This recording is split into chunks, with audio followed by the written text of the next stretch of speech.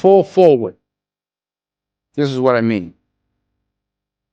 Reggie Jackson struck out 2,600 times in his career, the most in the history of baseball. But you don't hear about the strikeouts. People remember the home runs. Fall forward. Thomas Edison conducted 1,000 failed experiments. Did you know that? I didn't know that. Because the 1,001st was the light bulb. Fall forward. Every failed experiment is one step closer to success. You've got to take risks, and I'm sure you've probably heard that before, but I want to talk to you about why that's so important. I got 3 reasons, and you can pick up your iPhones. First, you will fail at some point in your life. Accept it. You will lose. You will embarrass yourself. You will suck at something. There's no doubt about it. And I know that's probably not a traditional message for a graduation ceremony, but hey, I'm telling you, embrace it because it's inevitable. And I should know. In the acting business, you fail all the time. Early on in my career, I auditioned for a part in a Broadway musical. Perfect role for me, I thought, except for the fact that I can't sing. So I'm in the wings. I'm about to go on stage, but the guy in front of me, he's singing like Pavarotti. He's just he's just going on and on and on, and I'm just shrinking. I'm getting smaller and smaller. So they say, "Oh, thank you very much, and you'll be hearing from us." So I come out with my little sheet music, and it was just my imagination by the Temptations. That's what I came up with. So I hand it to the accompanist, and she looks at it and looks at me and looks out at the director and was like, "Ah." So I start, I'm gonna sing. I'm like, it's just my imagination once again, and then coming away with me. And I'm not saying anything, so I'm thinking I'm getting better. So I just start getting into it. It was just my imagination. Running this. Oh yeah, thank you very much, Mr. Washington. Thank you. So I assumed I didn't get the job.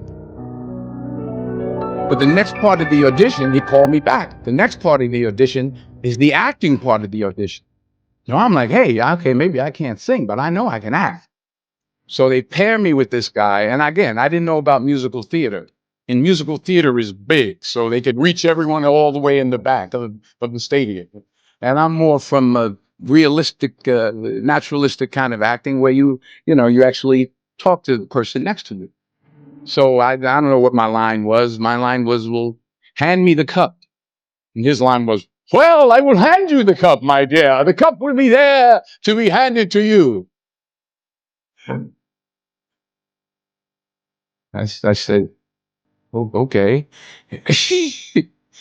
Well, should I give you the cup back? Oh, yes, you should give it back to me because you know that is my cup and it should be given back to me. I didn't get the job. But here's the thing. I didn't quit. I didn't fall back.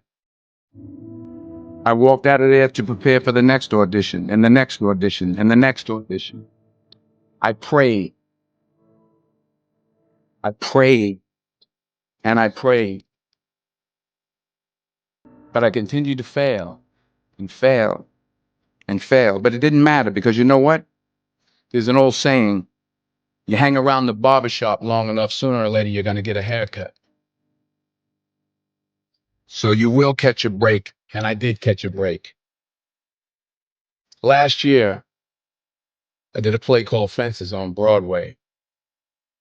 Someone talked about it. Won the Tony Award. And I didn't have to sing, by the way.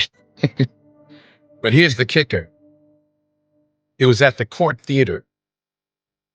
It was at the same theater that I failed that first audition 30 years prior. The, the point is, and I'll pick up the pace, The point is, every graduate here today has the training and the talent to succeed. But do you have the guts to fail? Here's my second point about failure. If you don't fail, you're not even trying. I'll say it again. If you don't fail, you're not even trying. My wife told me this great expression. To get something you never had, you have to do something you never did. Les Brown's a motivational speaker. He made an analogy about this. He says, imagine you're on your deathbed, and standing around your deathbed are the ghosts representing your unfulfilled potential, the ghost of the ideas you never acted on, the ghost of the talents you didn't use. And they're standing around your bed, angry, disappointed, and upset.